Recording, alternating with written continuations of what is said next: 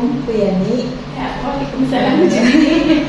Gimana kabarnya hari ini? Alhamdulillah sehat walaupun cuacanya sangat panas banget ya Bu.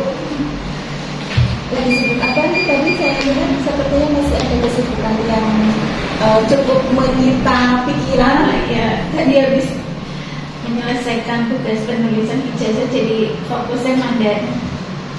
Benar-benar fokus ini mandan benar-benar terkuras.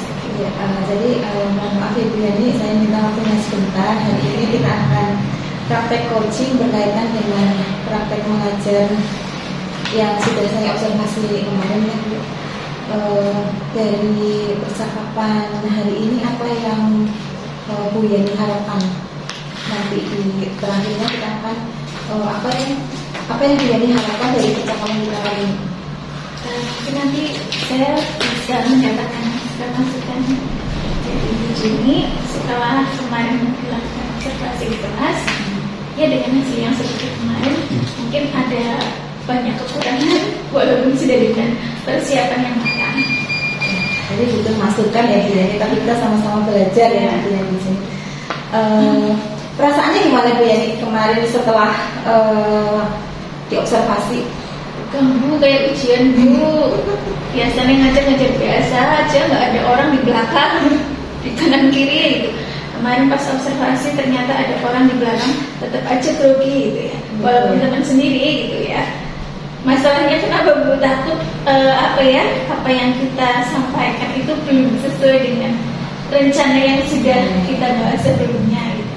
Karena penilaian ya seperti ujian, kalau ujiannya hasilnya jelek kan saya juga malu. Ya kan kita sama-sama belajar ya. Dari kemarin yang telah kita bahas di pra-observasi kan kita membahas tentang persiapan Bu Yani terkait dengan kegiatan observasi. Nah, Bu Yani juga menyampaikan strategi pembelajaran. Kira-kira kemarin itu apakah sudah sesuai dengan yang direncanakan? Insya Allah untuk alurnya sudah saya sampaikan sesuai dengan yang seperti kita obrolkan kemarin. Jadi sudah sesuai strateginya ya. Oke. Kemudian tujuan pembelajarannya apakah sudah tercapai? Ya belum 100% juga sih Bu. Tapi sudah maksudnya apa ya? Enggak 100%, tapi tujuan yang saya harapkan sudah tercapai, belum sempurna. Harapannya siswa mampu menyerap semua. Iya. Tapi setelah mungkin dievaluasi dari latihan-latihan soal, berapa persen Bu? Ya. 80? Nah, udah bagus itu ya.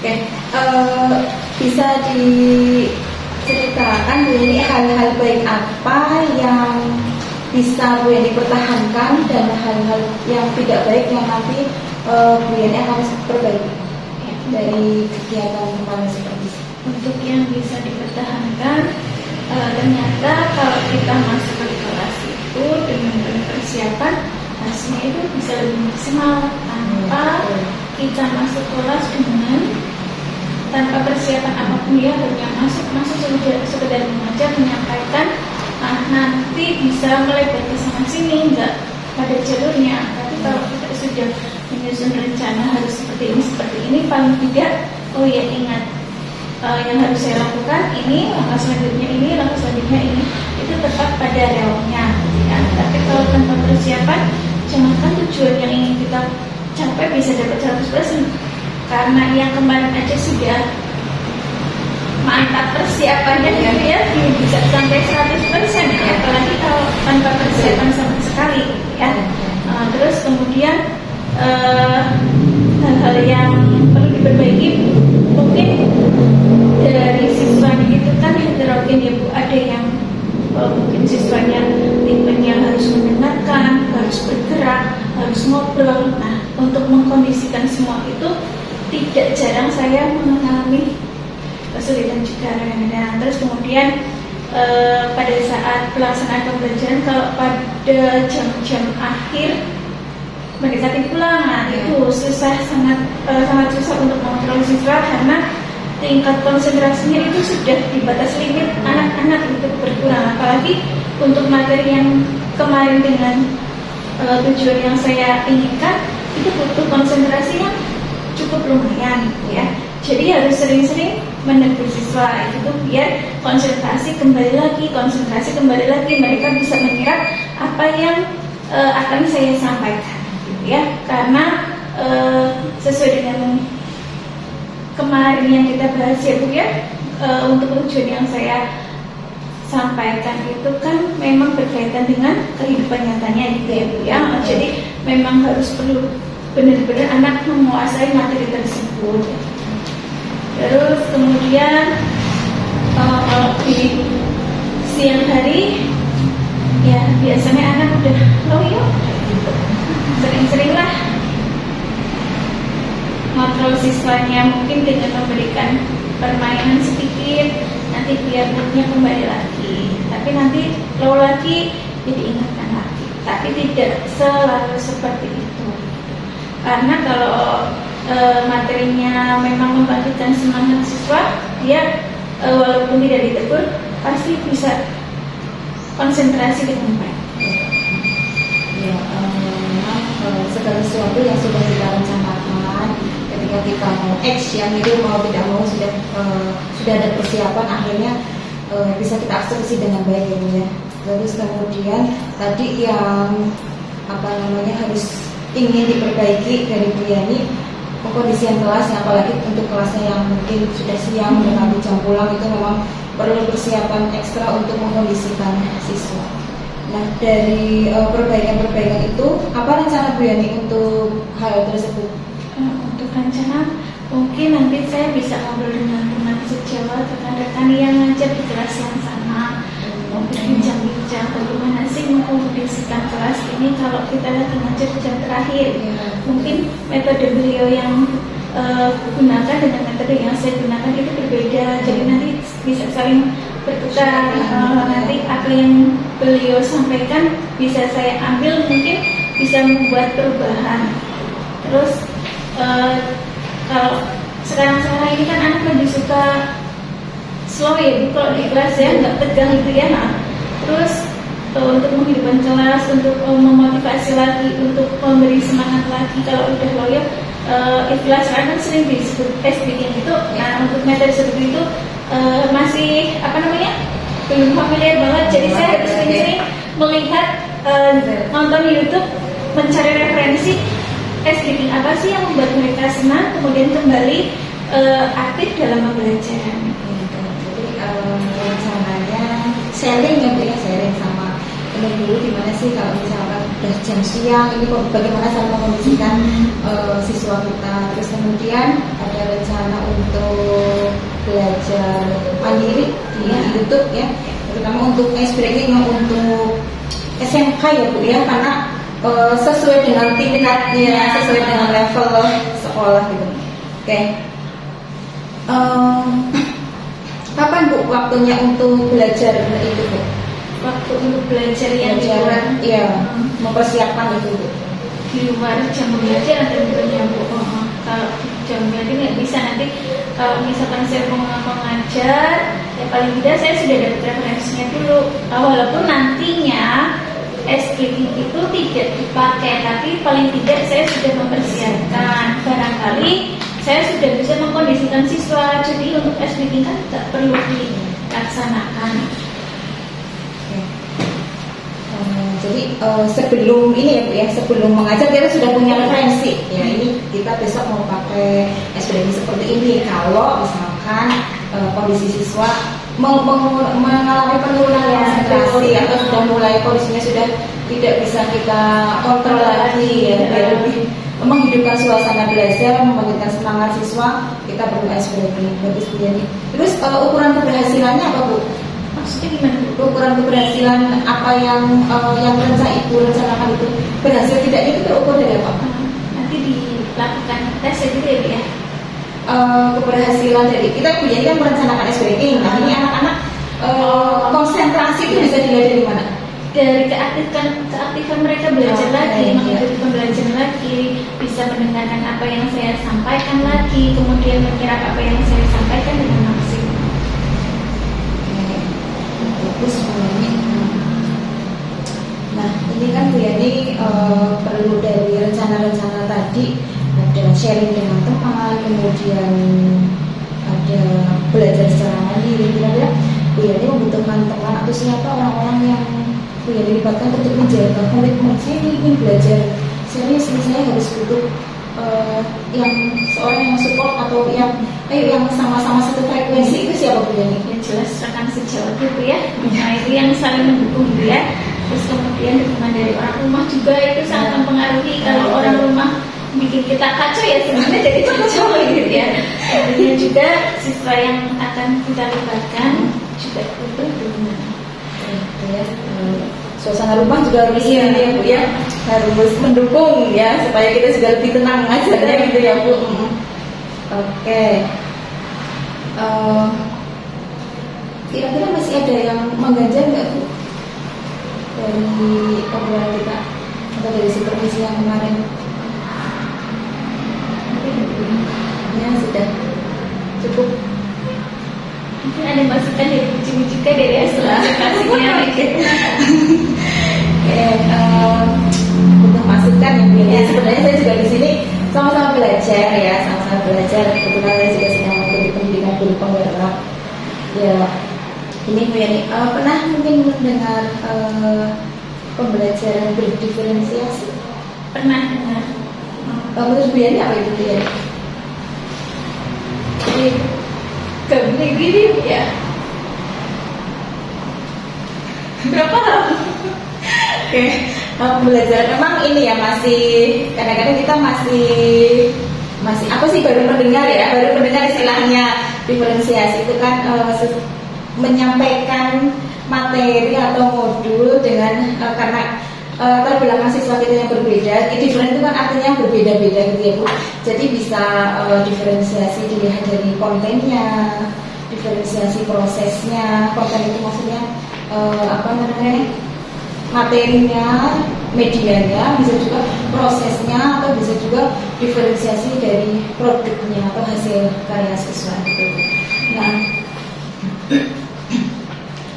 kemarin saya juga sebenarnya sudah dari hasil supervisi dan itu saya lihat ini bukan dari saya ya, ini sudah melakukan strategi yang bagus itu sesuai dengan apa yang sudah direncanakan dari RPP-nya ya, dari rencana pembelajaran, terus kemudian menyampaikan tujuan pembelajarannya itu juga bagian dari pembelajaran sosial emosional. Jadi pembelajaran sosial emosional itu termasuk kalau yang tadi menyampaikan tujuan pembelajaran itu kesadaran diri. Terus saya juga melihat Bu Yani di awal dan di akhir itu kan siswa memang kita wajibkan untuk berdoa ya, itu juga pembelajaran sosial emosional dari unsur kesadaran diri. Terus kemudian saya melihat Bu Yani itu juga ada membentuk kelompok-kelompok untuk diskusi ya. Untuk kelompok diskusi itu juga untuk meningkatkan keterampilan berelasi ya, bersama teman-teman yang lainnya. Bagaimana cara mereka mengungkapkan pendapat, bagaimana cara mereka mendengarkan pendapat orang lain, itu juga termasuk bagian dari pembelajaran sosial emosional. Jadi Bu Yani ini di sini sudah menerapkan pembelajaran sosial emosional yang terintegrasi ke dalam materi pembelajaran. Ya. Terus selanjutnya pernah dengar tentang budaya positif? Budaya positif yang waktu saya sosialisasi di ruangan aula ya itu mungkin itu tentang budaya positif ini. Budaya positif itu jadi sebelum pembelajaran itu ada kesepakatan kelas. Mungkin ya saya yakin Bu Yani mungkin pernah ya, cuma nggak tahu istilahnya ya. Ada kesepakatan kelas di mana sebelum pembelajaran tujuannya supaya siswa itu umpamanya dari sepenuhnya. Jadi kita itu nggak perlu repot-repot, nggak perlu nggak perlu memaksa mereka untuk kamu harus seperti ini, tapi dengan kesepakatan yang sudah dibuat sebelumnya, siswa dengan sadar melakukan sesuatu yang baik untuk membentuk karakter siswa. Jadi dengan kesadaran sendiri. Namun itu juga perlu selalu kita ingatkan di awal pembelajaran. Mungkin yang kemarin Bu Yani sudah menerapkan yang ini atau belum, budaya positif? Ada kontrak kerja, ya kesepakatan di kelas Ibu. Oh, kesepakatan di kelas, tapi di kelasnya Bu Yani sebagai wali kelas atau Di kelas yang akan diajar. oh, di kelas berarti sudah ada ya, dan bagus itu sudah diterapkan. Mungkin budaya. istilahnya aja yang belum tahu. Ya. Familiar ya Bu ya. Betul, oke. Nah, ini pertanyaan selanjutnya. Nah, ini terkait dengan rencana pengembangan diri Bu Yani, ya. Rencana pengembangan diri Bu Yani sebagai guru, bagaimana pengembangan diri Bu Yani yang ingin direncanakan, kira-kira pengembangannya di bidang apa Bu? Bidang maksudnya dalam kompetensi sebagai guru.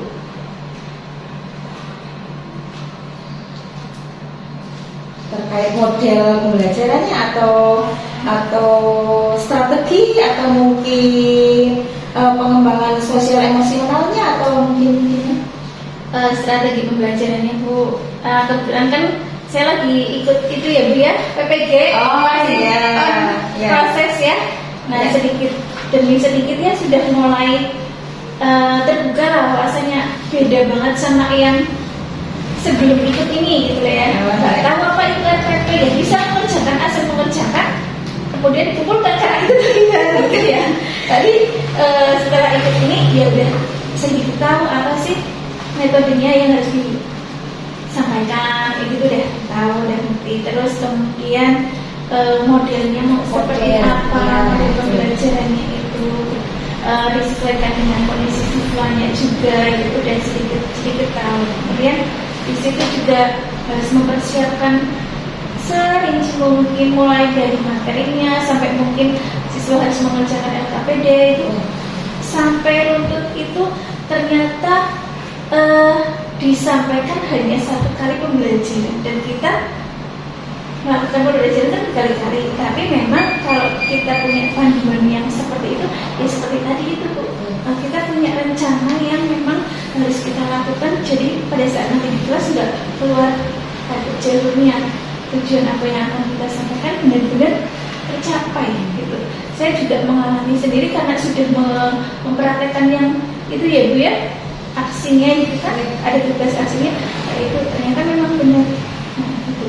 Jadi memang ya walaupun repot di awal, tapi ternyata hasilnya bisa lebih maksimal. Gitu. Jadi rencana pengembangan justru mungkin lebih fokus ke perencanaan Iya. mengajarnya gitu ya.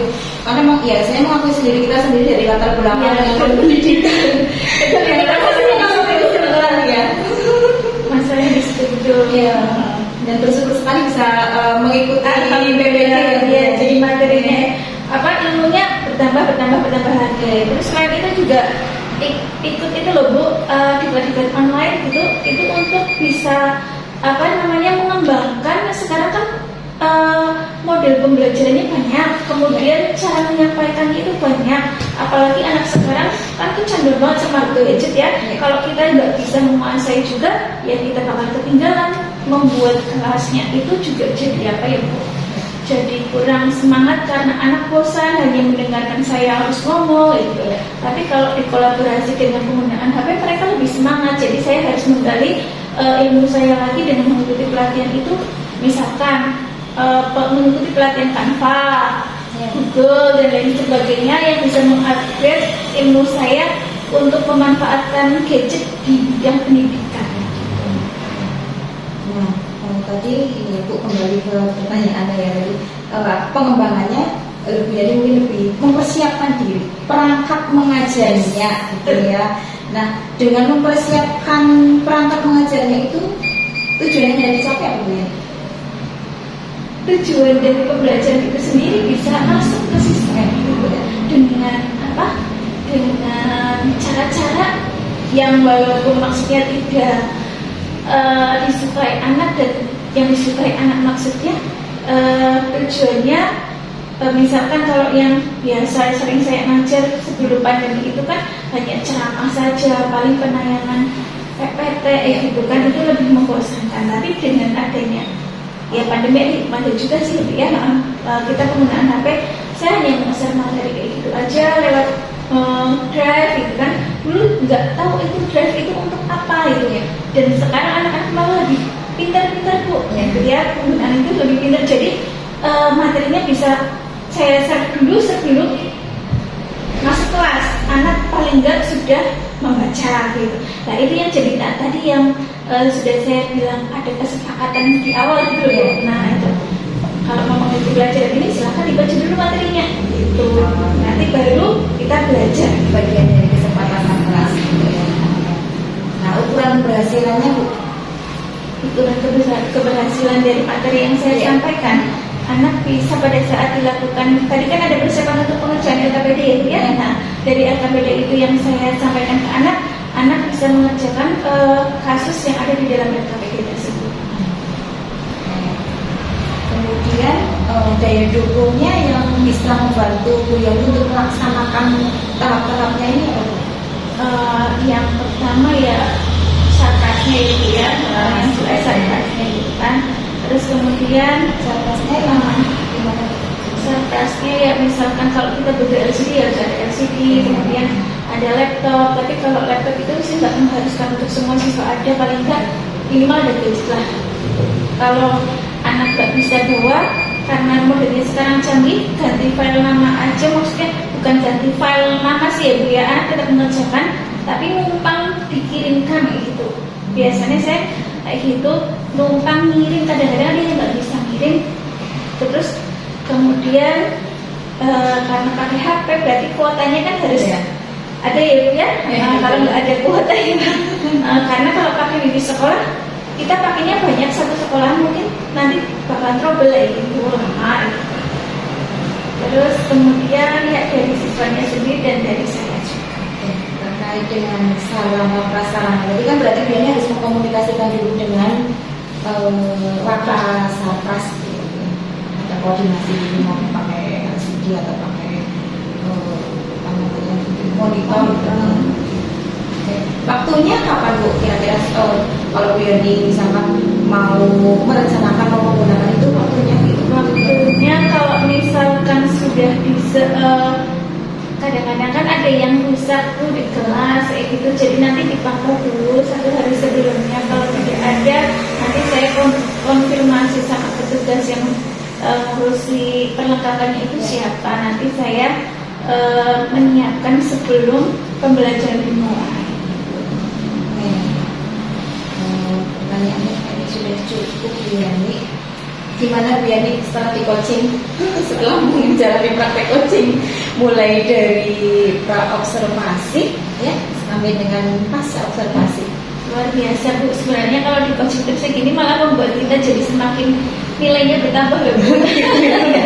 Kemungkinan seperti itu karena kita jadi tahu, oh salahnya di sini, bukan salah sih ya, kurangnya di sini gitu ya. Terus lebihnya di sini, kalau lebih ya bisa saya pertahankan, kalau salah kan saya bisa minta masukan gitu.